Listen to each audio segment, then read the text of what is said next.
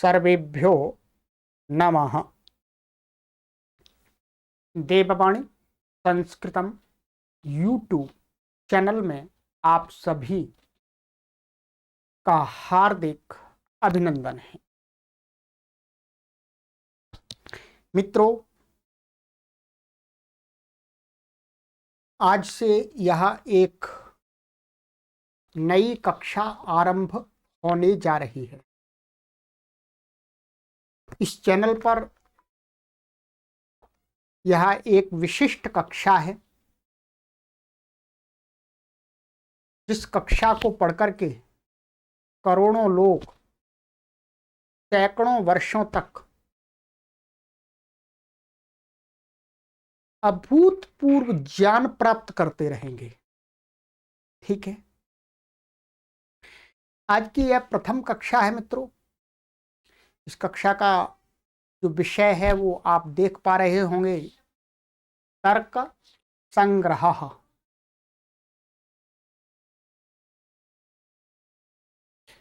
भूमिका के रूप में कुछ बातें आपसे करेंगे, फिर धीरे धीरे पढ़ना आरंभ करेंगे। वैसे ये बहुत बड़ा ग्रंथ नहीं है, परंतु विस्तार से पढ़ाना है, समझा समझा करके पढ़ाना है, तो थोड़ा बड़ा तो बन ही जाता है। क्योंकि कोई जल्दी जल्दी नहीं पढ़ाना है। इस प्रकार से पढ़ाना है कि सभी पाठकों को इस पुस्तक के अंदर जो सामग्री है, उस सामग्री के जो प्रस्तुति विषय है वो आपको एकदम स्पष्ट रूप से समझ में आना चाहिए। क्या है इसकी चर्चा आदि सब करेंगे। तो आप इसको, सबसे पहले निवेदन ये है कि आप लाइव में भाग ले रहे हैं, अच्छी बात है, परंतु आप लाइव के समय में नहीं आ पाते हैं तो आपको कोई घबराने की आवश्यकता नहीं है। हम उन सभी पाठकों को ध्यान में रख करके प्रायः कार्य कर रहे हैं जो अपने जीवन को चलाने के लिए भिन्न भिन्न सेवाओं में लगे हुए हैं। उनके पास में कोई एक निश्चित समय नहीं होता जिस निश्चित समय में वो इस विद्या को प्राप्त कर सके। तो ऐसे सभी पाठकों को ध्यान में रख करके हम क्या करते हैं, YouTube पर कोर्स बना देते हैं। बाद में आप कभी भी पढ़ते रहिएगा, हम अपने समय पर पढ़ाते रहेंगे, आप अपने समय पर पढ़ते रहिएगा। कोई शंका होती है, कोई प्रश्न होते हैं, वैसे होते नहीं है। हम पूरा प्रयास करते हैं कि आपके मन में शंका उठने से पहले ही अपने मन में शंका को उठा करके उसका समाधान कर दें।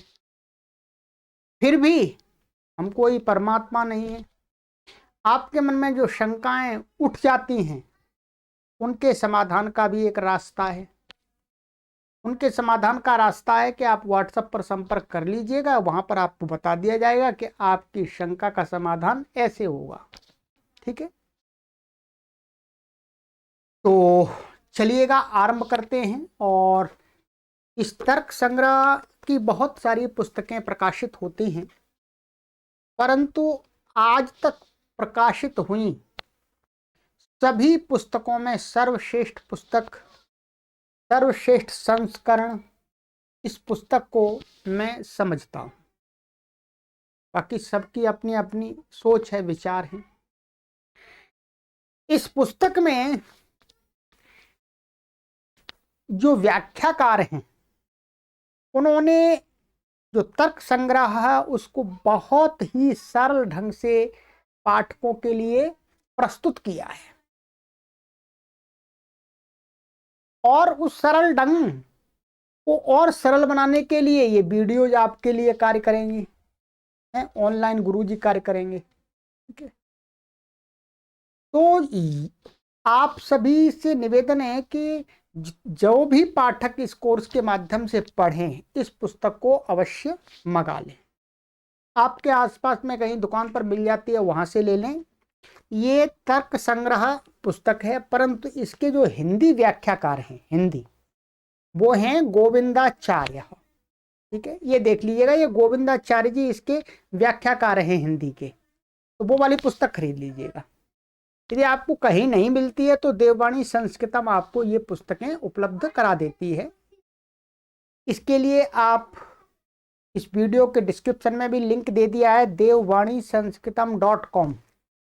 ये पुस्तक की एक वेबसाइट है, इस पर आप इस पुस्तक को प्राप्त कर सकते हैं।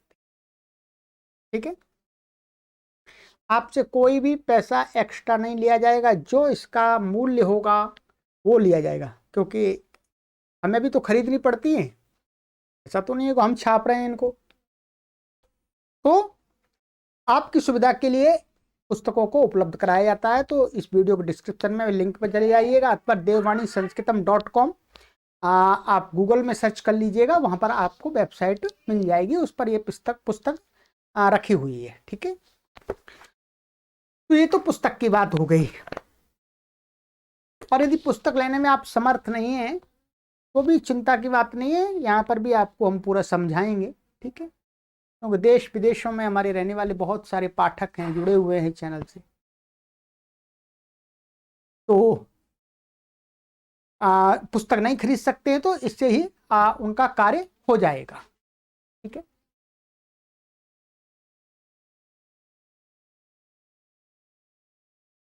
ठीक है, अब आगे बढ़ते हैं।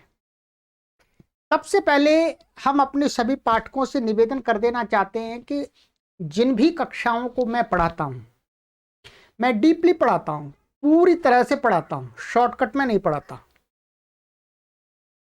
तो जो भी पाठक गहराई से पढ़ने के इच्छुक हों, वही पाठक इस चैनल की कक्षाओं का लाभ ले सकते हैं। और गहराई से समझने के लिए सबसे पहले आपको चाहिए धैर्य। आपको धैर्य आपके अंदर होना चाहिए, तभी आप मेरे द्वारा पढ़ाई गई कक्षाओं का लाभ ले सकते हैं, ये ध्यान रखेंगे। और संकल्प आपको लेना होगा कि हाँ, मैं इस कक्षा की श्रृंखला में प्रवेश कर रहा हूं, तो मुझे ये पूरी श्रृंखला पढ़नी है, चाहे कुछ समझ में आए चाहे नहीं आए। वैसे ऐसा होता नहीं है, समझ में आता है पूरा, परंतु ऐसा विचार करके संकल्प लेना है कि कुछ भी हो जाए जी, इन सभी कक्षाओं को पढ़ना है इस सीरीज की। ठीक है, और तीसरी बात आपको रखनी है परिश्रम की, कि मैं परिश्रम जरूर करूंगा। परिश्रम का अर्थ है, हम कुछ चीजें बताते हैं भाई, इनको आप स्मरण कर लीजिएगा। ठीक है, परिश्रम का अर्थ है कि जो विषय हम पढ़ा रहे हैं उसी पर आपको पढ़ते समय ध्यान होना चाहिए। ऐसा नहीं कि आप दूसरे कार्य भी कर रहे हैं और इसको भी वीडियो देखते जा रहे हैं। तो ये राम कथा तो नहीं है, है भागवत कथा नहीं है, कहानी किस्से तो नहीं है, ये शास्त्रीय कक्षा है।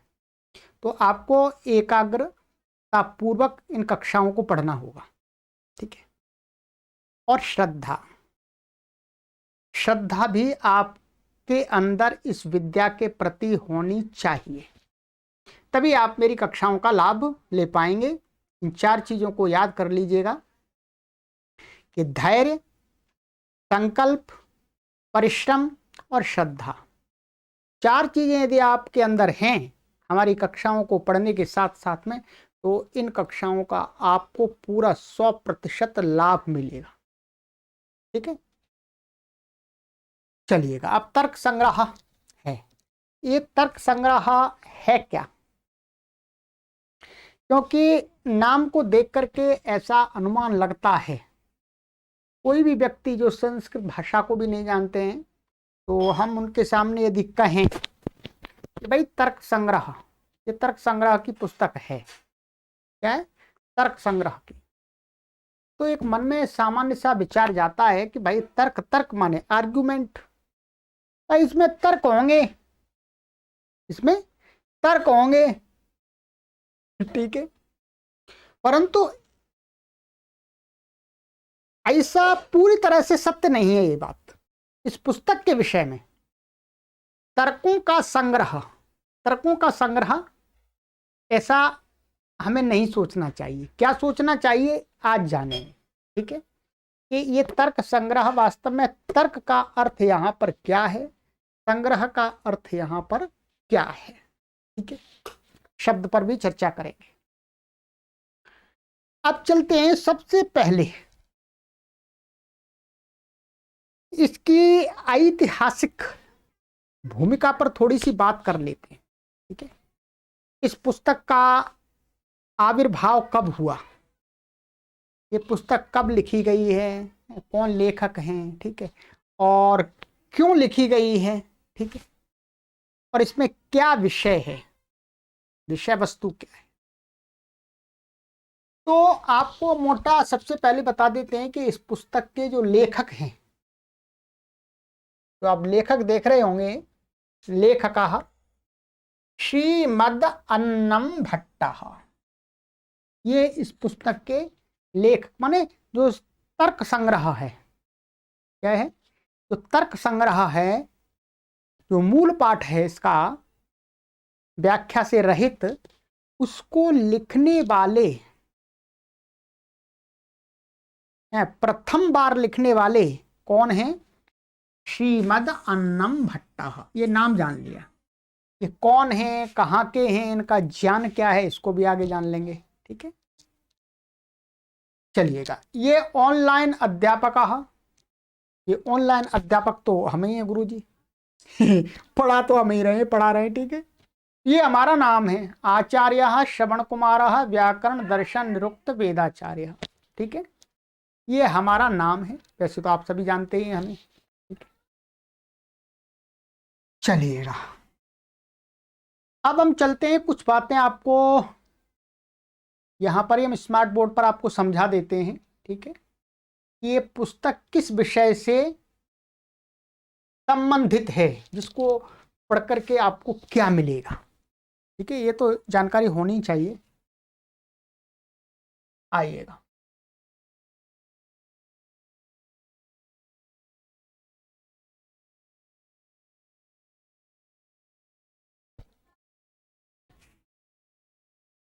जो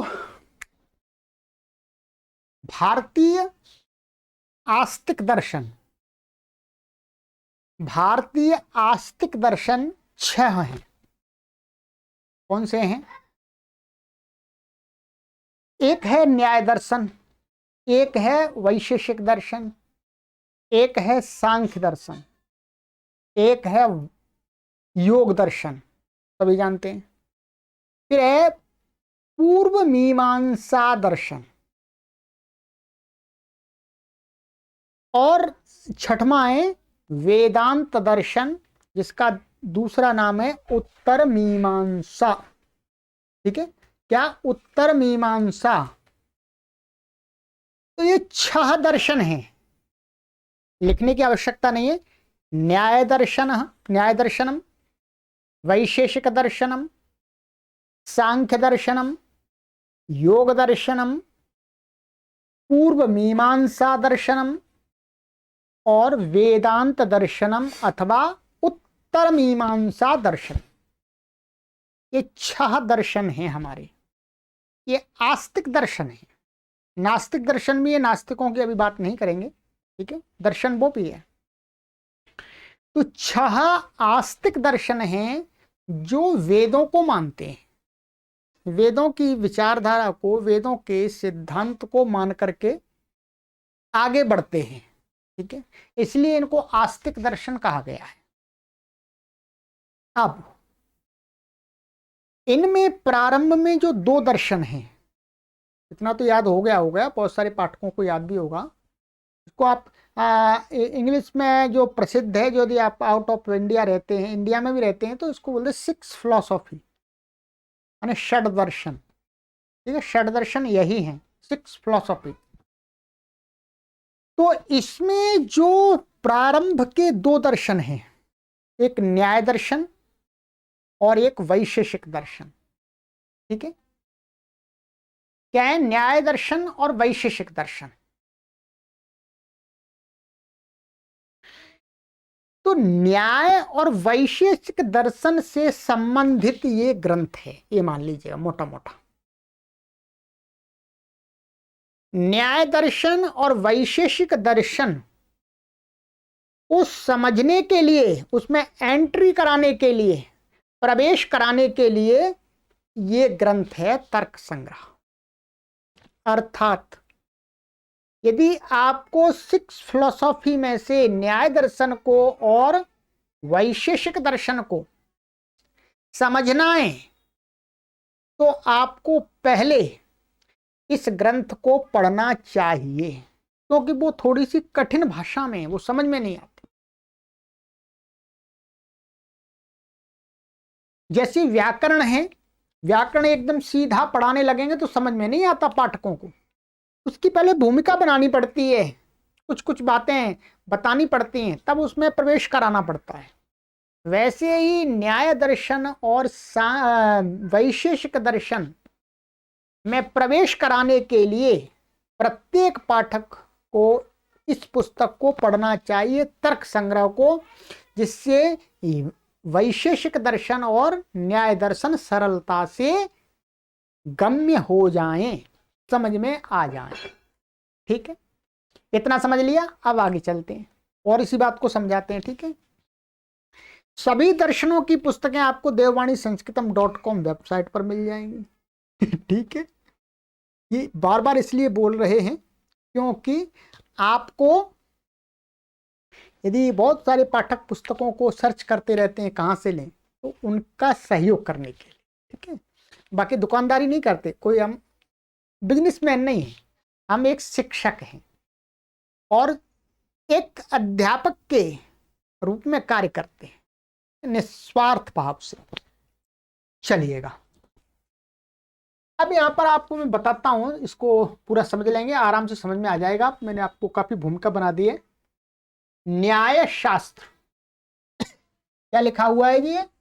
न्याय शास्त्र। न्याय शास्त्र का अर्थ है न्याय दर्शनम, न्याय दर्शन कह सकते। न्याय दर्शन के प्रवर्तक महर्षि गौतम माने जाते हैं।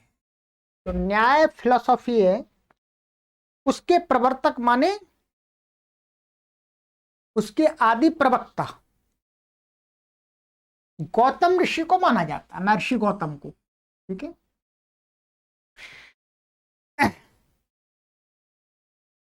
ये अक्षपाद के नाम से भी प्रसिद्ध है। जो महर्षि गौतम है, इनका एक दूसरा नाम भी प्रसिद्ध है, अक्षपाद। अतएव न्याय दर्शन को अक्षपाद दर्शन भी कहा जाता है।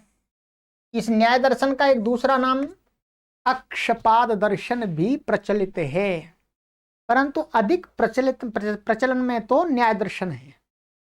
परंतु जहां पर अध्यापक और छात्रों की मंडली होती है, पढ़ने पढ़ाने की चर्चा होती है, वहां पर अक्षपाद दर्शन शब्द से भी न्याय दर्शन को बताया जाता है। ये दूसरा नाम हो गया। महर्षि गौतम के 2 नाम, ऐसे न्याय दर्शन के भी दो नाम हो गए। न्याय दर्शन सूत्रों के रूप में उपलब्ध है और इसकी अनेक व्याख्याएं विद्यमान हैं। जो न्याय दर्शन है, वास्तव में जितने भी दर्शन है, षड दर्शन है, वो सूत्र रूप में, गद्य रूप में नहीं है, सूत्र रूप में, सूत्र हैं उसमें। ठीक है, फिर उनके व्याख्यान है और इन सूत्रों की अनेक व्याख्याएं आपको मिल जाएंगी वर्तमान में भी।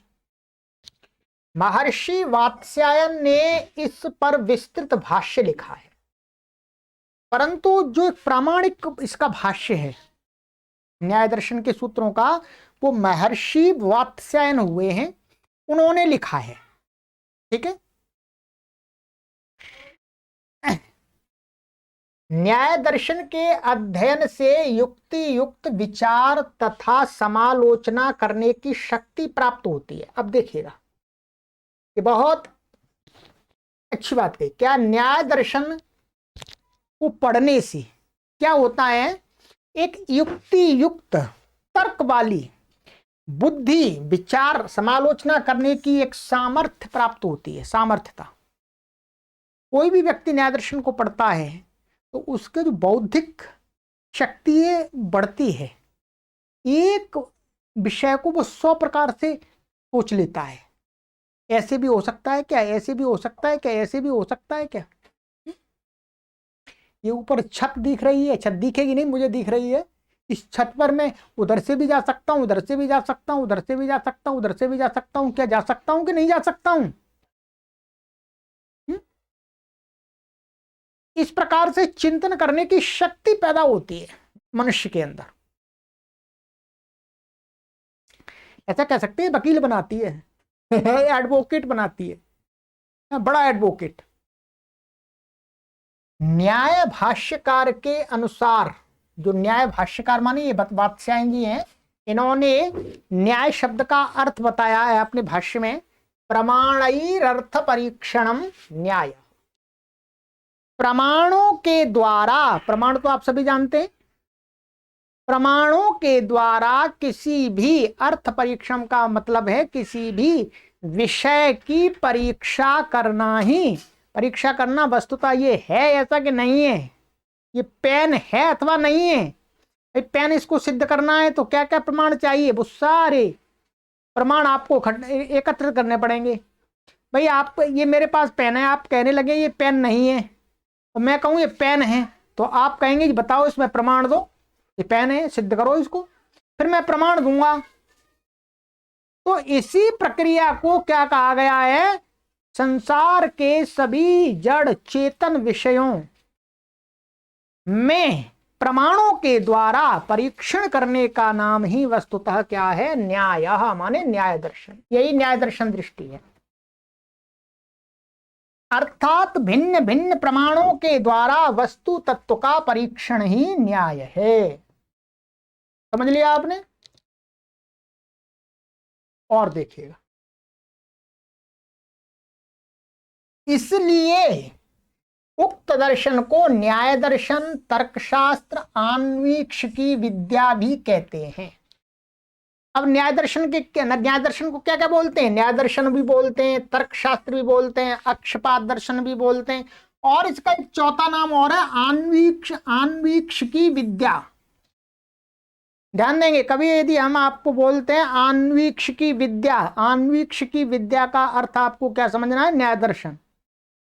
तर्क शास्त्र का नाम आपको क्या समझना है, न्याय दर्शन। न्याय दर्शन का अर्थ क्या समझना है, न्याय दर्शन। अक्षपात दर्शन का अर्थ क्या समझना है, बोलो, न्याय दर्शन। और मत सोचना भाई क्या बोल दिया इन्होंने गुरुजी ने, ठीक है, ऐसे नहीं समझना आपको।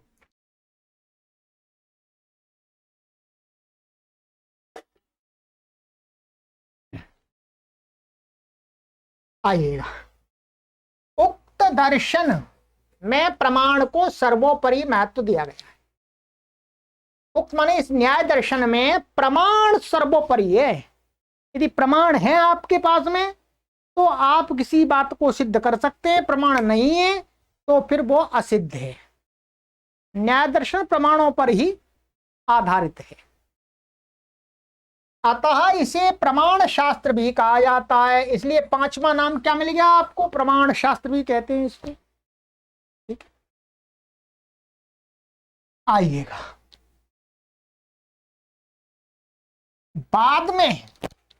बाद में कुछ काल के पश्चात मन महर्षि गौतम, और फिर महर्षि गौतम ने न्याय दर्शन के सूत्र लिखे, फिर उसके ऊपर महर्षि वात्स्यायन ने भाष्य लिखे, और भी आचार्यों ने लिखे हैं।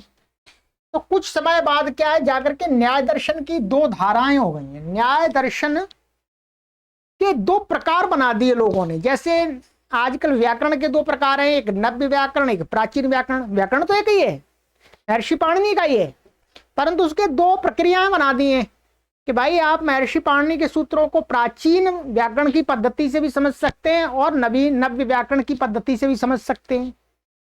वैसे ही दर्शन की भी दो धाराएं बना दी हैं। क्या बना दी हैं, दो धाराएं।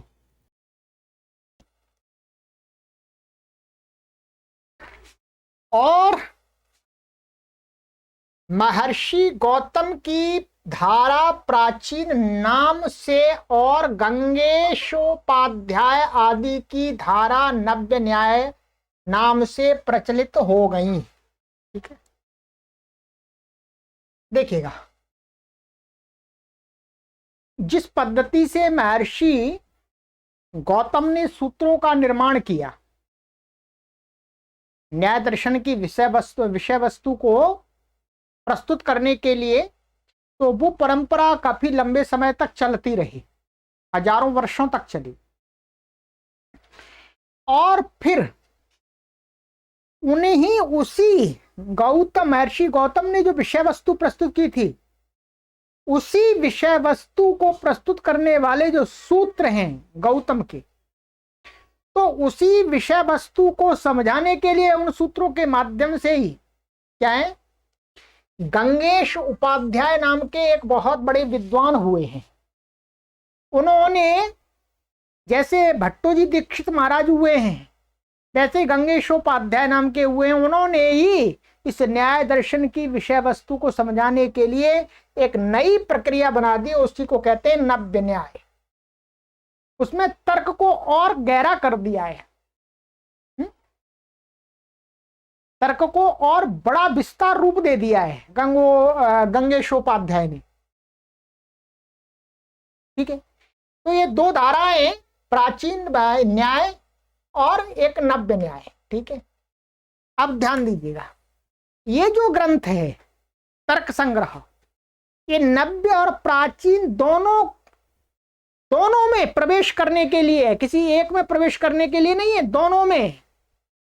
चाहे आप नव्य पढ़ें चाहे आप पढ़ें प्राचीन, दोनों में प्रवेश करने के लिए इस ग्रंथ को आरंभ में पढ़ना चाहिए। ये ध्यान रखें। ठीक, आइएगा। अब हमने दूसरी बात की थी कि ये दो दर्शनों में प्रवेश कराने के लिए है।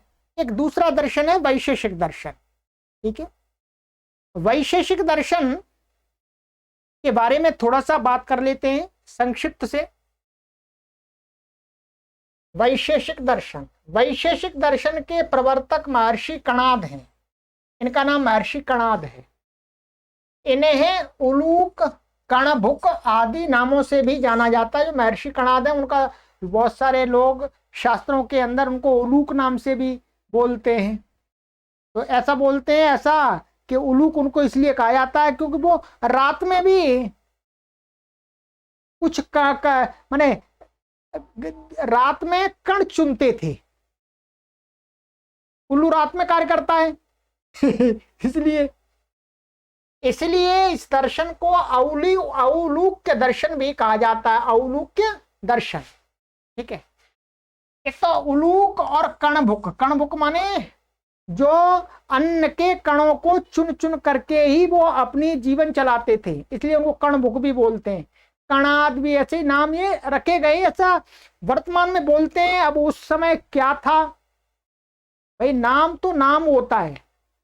मेरा नाम श्रवण कुमार है, अब मेरा जो नाम रख दिया, मैं श्रवण करूं चाहे ना करूं। ठीक है, वस्तुतः नाम तो संज्ञा होती है, नाम रख देते हैं। कोई उसके अनुकूल कार्य करता है, कोई नहीं करता है। अब ये महर्षि कणाद के भी नाम रख दिए गए हैं। ठीक है, अब ये कोई अर्थों के अनुसार नहीं है। बाद में लोगों ने हो सकता है कल्पना कर ली है कि भाई वो उनको उलूक इसलिए बोलते थे, उनको कणभुक इसलिए बोलते थे, उनको कणाद इसलिए बोलते थे। ठीक है, कणाद आपको आज भी बहुत सारे नाम मिल जाएंगे। तो कहते हैं कि ये इनका नाम उलूक है, इसलिए इसको औलूक के दर्शन भी बोलते हैं, वैशेषिक दर्शन को। इस शास्त्र में मूल रूप से सूत्र पाठ उपलब्ध है, ये भी सूत्र रूप में, और इसकी अनेक व्याख्याएं भी प्रसिद्ध हैं। मैं आपको अभी पुस्तक भी दिखा देता हूं। ठीक है, इस दर्शन में विशेष नामक पदार्थ का विशेषतया विवेचन करने से यह दर्शन वैशेषिक नाम से प्रचलित हुआ है। ठीक है, अभी इसकी गहराई में नहीं जाएंगे। माने इस दर्शन में विशेष नामक एक पदार्थ है, जिसके कारण से किसी वस्तु का अस्तित्व हमें प्रतीत होता है, तो उसका विवेचन विशेषता से करने के कारण से इसका नाम वैशेषिक दर्शन प्रचलन में आया। न्याय में प्रमाण की तरह इसमें भी पदार्थों का विशद विवेचन हुआ है। न्याय दर्शन में प्रमाणों की विस्तृत व्याख्या की गई है। ठीक है, वैसे ही इस दर्शन में पदार्थों का माने जो पदार्थ हैं चाहे जड़ चाहे चेतन, उन पदार्थों का विशद विवेचन हुआ है, विस्तार से विचार किया गया है, इसलिए इसको वैशेषिक दर्शन बोलते हैं। अतः इसे पदार्थ विज्ञान शास्त्र भी कहते हैं। पदार्थों का विशद विज्ञान विवेचन हुआ इसलिए इसको पदार्थ विज्ञान शास्त्र भी कहते हैं, वैशेषिक दर्शन को। ठीक है। यद्यपि न्याय और वैशेषिक दर्शनों में अन्यों की अपेक्षा अधिक समानता है, अर्थात इनमें अधिक भेद नहीं है, ऐसा कह सकते हैं। माने कुल मिलाकर के दोनों दर्शन एक ही विषय वस्तु को प्रस्तुत करते हैं, वो प्रमाणों से करता है और ये उसके गुणों का विवेचन करते हैं, पदार्थ के गुणों का मुख्य रूप से। फिर भी वैशेषिक दर्शन में मात्र दो ही प्रमाण प्रत्यक्ष अनुमान को स्वीकार किया गया है। ठीक है, माने क्या है, वैशेषिक दर्शन में मात्र दो ही प्रमाण लिए गए, एक प्रत्यक्ष और एक अनुमान।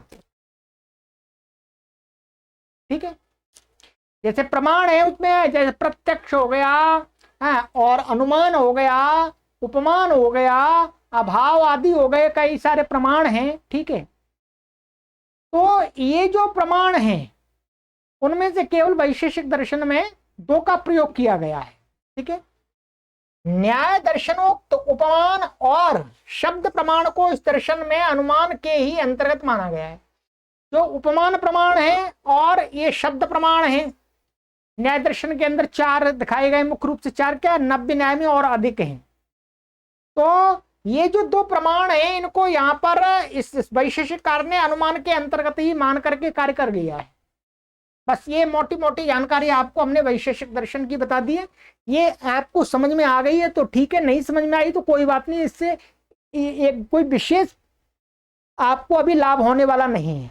नहीं समझ में आई है तो कोई हानि होने वाली नहीं है। ठीक है, केवल जानकारी के लिए कि वैशेषिक दर्शन और न्याय दर्शन में प्रवेश कराने के लिए ये ग्रंथ है। अब मैं आपको वैशेषिक दर्शन और न्याय दर्शन की पुस्तकें भी दिखा देता हूं। ठीक है, देखिएगा, ये न्याय दर्शन है आपका, आप देख रहे हैं, ये न्याय दर्शन है।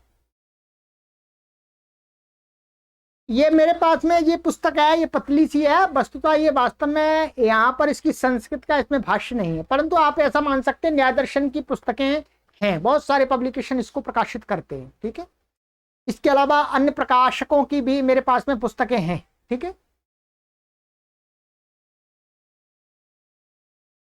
ये वैशेषिक दर्शन है। ठीक है, तो ये दो दर्शनों की पुस्तकें, तो जिन दो दर्शनों को समझने के लिए हमें इस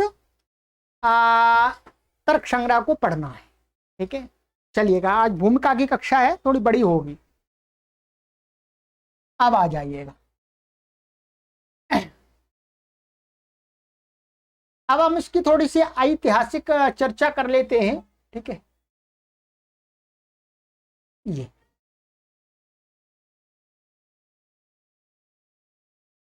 जो तर्क संग्रह है, इसका जो काल माना गया है वो 1625 से 1700 ईस्वी के बीच में माना गया है, मध्य में माना गया है। कोई लिखित डेट नहीं है। प्राचीन जो हमारे बड़े बड़े विद्वान हुए हैं उनकी कोई जन्म तिथि कहीं फिक्स नहीं लिखी गई। ठीक है, ये पद्धति हमारी संस्कृति में नहीं है।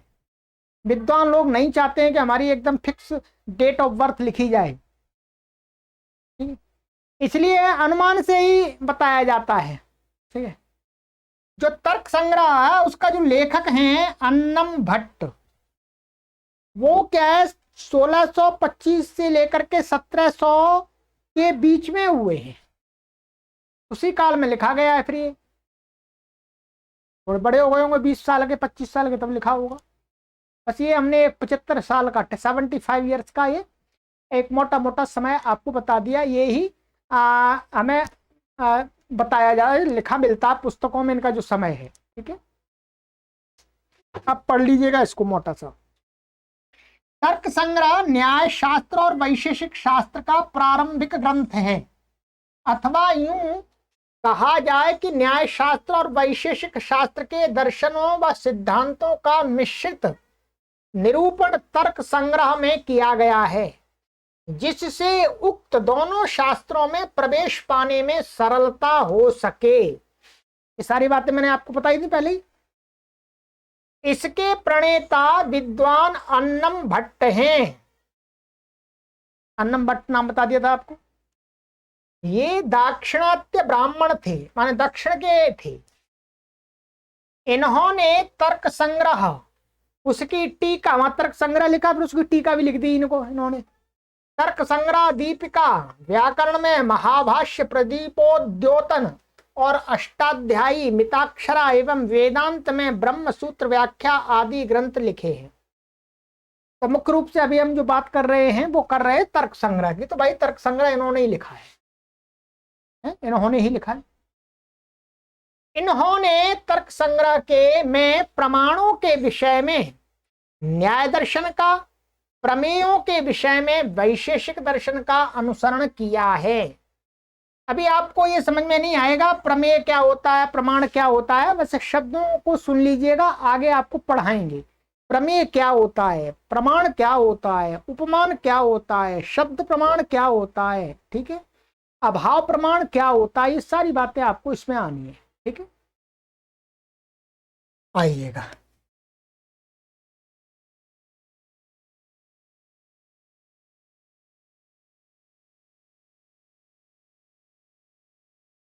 अतः तर्क संग्रह को उभय शास्त्र का प्रवेश ग्रंथ माना जाता है। उभय शास्त्र माने न्याय दर्शन और वैशेषिक दर्शन, दोनों ग्रंथ दर्शनों में प्रवेश कराने वाला ग्रंथ। यद्यपि तर्क संग्रह सूत्र रूप में नहीं है। ये जो तर्क संग्रह है, ये ध्यान देंगे, ये जो इसमें तर्क संग्रह है, जितना भी मूल पाठ है, इस मूल पाठ की मैंने एक वीडियो बना दी है। पूरे तर्क संग्रह के मूल पाठ की एक पूरी वीडियो आपको बना दी गई है पहले ही, आप सर्च कर लीजिएगा। और नहीं मिलती है तो आप व्हाट्सएप नंबर पर संपर्क कर लीजिएगा, जो 8319694799, इस पर संपर्क कर लीजिएगा और हमें लिख करके भेज दीजिएगा, गुरुजी हमें तर्क संग्रह के मूल पाठ की वीडियो का लिंक चाहिए, वो आपको शेयर कर दिया जाएगा। ठीक है, तो जो ये जो तर्क संग्रह का मूल पाठ है, ये सूत्र रूप में नहीं है, जैसे न्याय दर्शन या वैशेषिक दर्शन के सूत्र हैं, वैसा सूत्र रूप में नहीं, क्या है, गद्य रूप में है। परंतु गद्य रूप भी ऐसा है इसका कि जिस तरह यह बनाया गया है वह सूत्रात्मक ही लगता है। जो ऐसा गद्य बना दिया अन्नम भट्ट जी ने कि ऐसा लगता है ये सूत्र जैसे हैं, पर सूत्र नहीं है। सूत्र का तात्पर्य यह है कि कम शब्दों में अधिक बात को कहना। सूत्र का अर्थ होता है थोड़े से शब्दों से अधिक बात को बता देना, अधिक विषय को प्रस्तुत कर देना। इस कार्य में अन्नम भट्ट पूर्णतया सफल है। यह ग्रंथ संक्षिप्त होते हुए भी सम्यकतया गूढ़ार्थ प्रकाशन करता है। ठीक है, माने संक्षिप्त बहुत छोटा सा है। इसका जो मूल पाठ है, मूल जो है वो कितना है मैं आपको बताऊं। इसका जो मूल पाठ है वो है आपका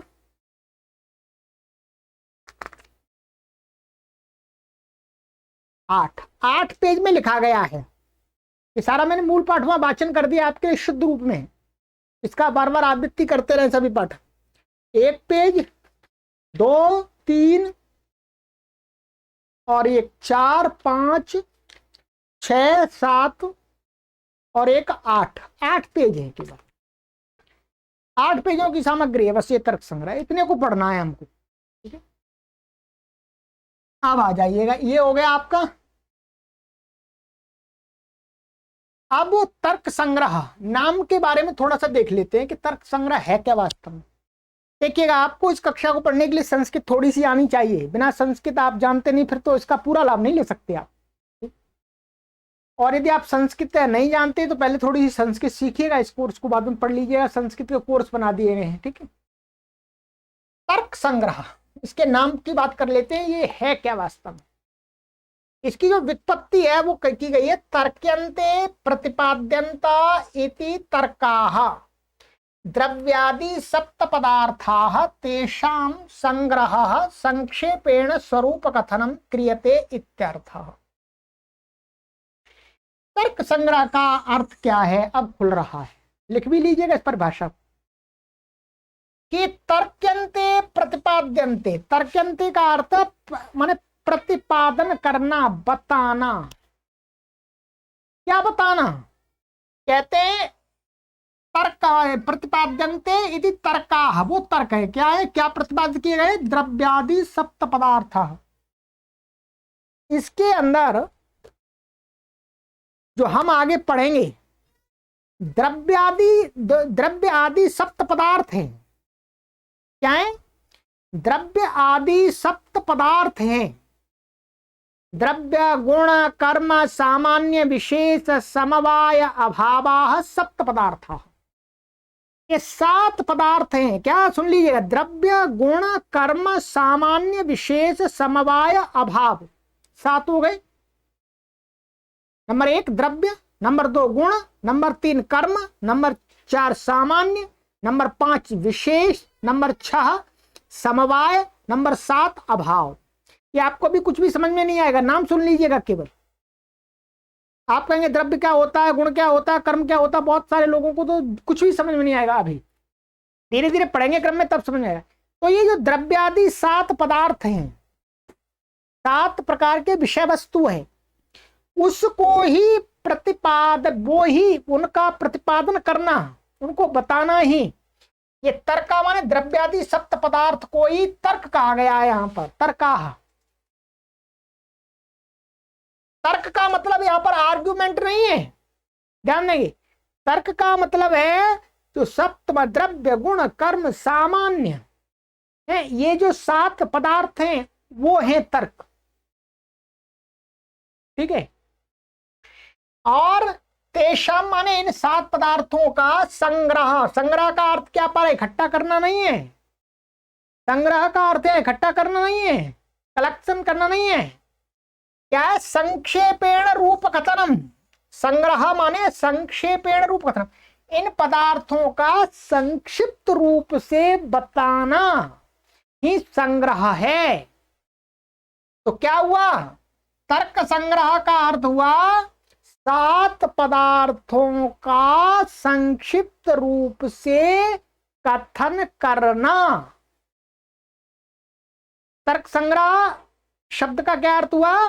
जो द्रव्य गुण कर्म सामान्य आदि जो 7 पदार्थ हैं उनको संक्षिप्त रूप से बताना, अर्थात तर्क संग्रह, ये अर्थ हो। ठीक है, चलिए अब आज की कक्षा काफी बड़ी हो रही है। अब देखिएगा ये इसको भी चलिएगा, इसको हम बता देते मोटा मोटा, ये कुछ समझ में अभी आपको नहीं आएगा। ठीक है। तर्क संग्रह के प्रतिपाद्य विषय, जिसके बारे में थोड़ी सी हम चर्चा कर भी रहे हैं, तो इसको कंप्लीट कर देते हैं। ठीक है, फिर अगली कक्षा से तर्क संग्रह को पढ़ना आरंभ कर देंगे। तर्क संग्रह के प्रतिपाद्य विषय क्या है? इस ग्रंथ में मंगलाचरण के बाद द्रव्यादि सप्त पदार्थों का उल्लेख किया गया है। ठीक है, क्या है? ये प्राचीन परंपरा है कि मंगलाचरण के लिए कोई श्लोक पढ़ते हैं, तो ये ग्रंथकार ने सबसे पहले मंगलाचरण के लिए एक श्लोक पढ़ा है। परमात्मा से प्रार्थना की है, हे परमात्मा मेरे ग्रंथ को पूरा कर देना। प्रार्थना करना अच्छी बात है।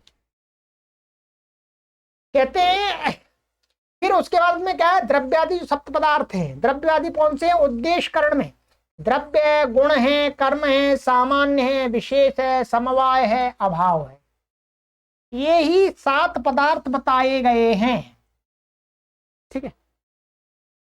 प्रथम पदार्थ द्रव्य के 9 भेद हैं। ये जो द्रव्य है इसके भी फिर 9 भेद बताए गए हैं, इसमें समझाए गए हैं। क्या क्या?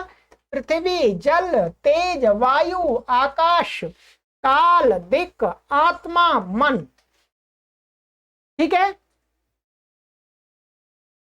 द्वितीय द्रव्य गुण के 24 भेद हैं। इसके गुण के कितने भेद हैं? 24 भेद इसमें बताए गए, विस्तार से समझाए गए हैं। रूप, रस, गंध, स्पर्श, संख्या, परिमाण, पृथक्त्व, संयोग, विभाग, परत्व, अपरत्व, गुरुत्व, स्नेह, शब्द, बुद्धि, सुख, दुख, इच्छा, द्वेष, प्रयत्न, धर्म, अधर्म और संस्कार। ये गुण के 24 भेद हैं। इनको विस्तार से तर्क करेंगे इन पर प्रमाणों से क्या होते हैं ये। तृतीय पदार्थ है कर्म के 3 भेद हैं। कर्म के 3 भेद, इसमें जो कर्म है तीसरा पदार्थ, उत्क्षेपण, अपक्षेपण, आकुंचन, प्रसारण और गमन। ठीक है। चतुर्थ पदार्थ आपका जो सामान्य के 2 भेद हैं, पर और अपर। पंचम पदार्थ विशेष के अनंत भेद हैं। जो पंचम पदार्थ विशेष है उसकी कोई सीमा नहीं है, उसकी कोई गणना नहीं है, अनंत भेद है उसके। षष्ठ पदार्थ समवाय के कोई भेद नहीं है, समवाय का कोई भेद नहीं होता, एक ही होता है। सप्तम पदार्थ अभाव के 4 भेद हैं। क्या? प्राग भाव, प्रध्वंसा भाव, अत्यंता भाव और अन्योन्या भाव। ठीक है। ये 7 पदार्थों को इतना विस्तार से समझाया जाएगा। ये समझाया संस्कार किसको कहते हैं,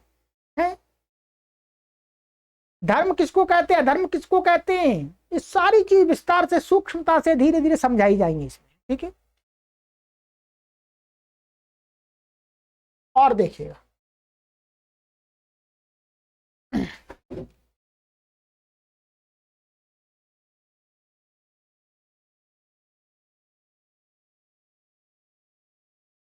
ये हो गया। और देखिएगा, नाम पूर्वक वस्तुओं को बताना उद्देश्य कहलाता है। मोटा मोटा समझ लीजिएगा, किसी भी वस्तु का नाम बताना। जैसे हम कहेंगे इसको पेन, तो ये क्या है? वस्तु उद्देश्य है, इसको उद्देश्य बोलते हैं शास्त्र में। माने किसी भी वस्तु का कोई नाम बताना क्या होता है? उद्देश्य प्रक्रिया होती है। इस तरह उद्देश्य प्रकरण बताया गया है। फिर इसके बाद में लक्षण प्रकरण आया है इसी शास्त्र के अंदर, तर्क संग्रह के अंदर। ठीक है। लक्षण प्रकरण में ही परीक्षा भी आ जाती है।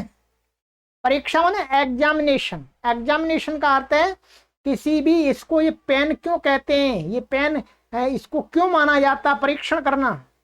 ठीक है। ये परीक्षा है इसकी। अतः अलग से परीक्षा प्रकरण नहीं है इस पुस्तक में। तर्क संग्रह में अलग से परीक्षा प्रकरण नहीं करा है, ये इसी के अंतर्गत ले लिया गया लक्षण में ही। लक्षण प्रकरण में प्रथम पदार्थ द्रव्य के भेद, पृथ्वी, जल, तेज, वायु, आकाश, काल, दिक्, आत्मा, मन का निरूपण करके गुण निरूपण किया गया है। ये बातें आपको सभी बाद में समझ में आएंगी। ठीक है। तो मोटा मोटा ये चीज है इसके अंदर। ठीक है। और बाकी अब आगे से पढ़ना ही आरंभ करेंगे तब समझ में आएगा। ठीक है। बस इतना काफी है भूमिका के रूप में। हमको ये पढ़ना, ये आपको बता दिया। अब आपको कक्षा की समाप्ति से पहले फिर मैं कह देना चाहता हूं कि इस ग्रंथ को पढ़ने के लिए आपको सामान्य संस्कृत आनी चाहिए। माने प्राथमिक स्तर की संस्कृत भाषा अनुवाद बनाना समझना आपको आना चाहिए, तभी आप समझ सकते हैं। यदि आपको ये संस्कृत भाषा नहीं आती है तो आपको ये पूरा ग्रंथ में हिंदी में समझाऊंगा तो पूरा 100% तो नहीं आएगा, आपको 80%, 75% आ जाएगा, 80-75% आ जाएगा। ठीक है। संस्कृत आप जानते हैं थोड़ी बहुत तो आपको पूरा आ जाएगा। तो और यदि आप नहीं जानते हैं तो साथ साथ में संस्कृत भी सीखना चाहते हैं तो कोर्स तैयार हैं आपके लिए 0 लेवल से संस्कृत सिखाने के लिए, तो व्हाट्सएप नंबर पर संपर्क करिए। इसके अलावा इस पीडीएफ के साथ में आप यदि कोर्स को पढ़ना चाहते हैं, इस वीडियो को, तो देववाणी संस्कृतम ऐप है एक, ध्यान रखिएगा। उस ऐप के अंदर ये वीडियो और आपको ये पीडीएफ जो मैं बनाता हूं यहां पर, वो भी आपको दोनों चीज मिल जाएंगे। परंतु उस ऐप को आपको प्ले स्टोर से डाउनलोड करना पड़ेगा, देववाणी संस्कृतम। वो उसका लिंक इसी वीडियो के डिस्क्रिप्शन में दे दिया है, अथवा व्हाट्सएप नंबर पर संपर्क करके ले लीजिएगा। उस ऐप के अंदर पढ़ने के लिए आपको उस ऐप की पॉलिसी को मानना पड़ेगा, ठीक है। उस ऐप की पॉलिसी, जो उसकी जो पॉलिसी है उसके अकॉर्डिंग ही आप पढ़ सकते हैं। जैसे यूट्यूब पर आप यूट्यूब की पॉलिसी के अकॉर्डिंग पढ़ सकते हैं, वैसे ही वहां पर पढ़ना होगा आपको। वीडियो यही मिलेगी, वहां ऐप के अंदर आपको ये पीडीएफ एक्स्ट्रा मिल जाएगी बस। क्योंकि इस यूट्यूब पर मैं पीडीएफ को अपलोड नहीं कर सकता हूं, ऐसी कोई व्यवस्था ही नहीं बनाई यूट्यूब ने। ऐप के अंदर एक व्यवस्था बनाई गई है, वहां पर पीडीएफ को हम आराम से अपलोड कर देते हैं वीडियो के साथ में, ठीक है। चलिएगा, तो ये हो गया। अब यहाँ पर सबसे पहले आपको तर्क संग्रह नाम का एक कॉलम बना दिया जाएगा, प्लेलिस्ट। उसी में सारी कक्षाएं आपको क्रम पूर्वक मिलती रहेंगी। और लाइव क्लास का नोटिफिकेशन प्राप्त करने के लिए आप चैनल को सब्सक्राइब करके बेल को ऑन कर लीजिएगा, तो वीडियो का लिंक भी आपको अपने आप मिलता रहेगा, ठीक है। चलिएगा, अब आपको हम पढ़ाना आरंभ करेंगे। जो पहला इसका श्लोक है, ये तर्क संग्रह का पहला श्लोक है। निधाय हृदय विश्वेशम विधाय गुरु वंदनम वालानाम सुख बोधाय क्रियते तर्क संग्रह, ठीक है। ये अन्नम भट्ट जी ने मंगलाचरण करने के लिए श्लोक बनाया है और इस ग्रंथ का प्रयोजन बताया है कि भाई मैं इस ग्रंथ को क्यों बना रहा हूं। तो अब ये तो आगे की कक्षा में पढ़ेंगे, ठीक है। चलिए, सर्वेभ्यो नमः।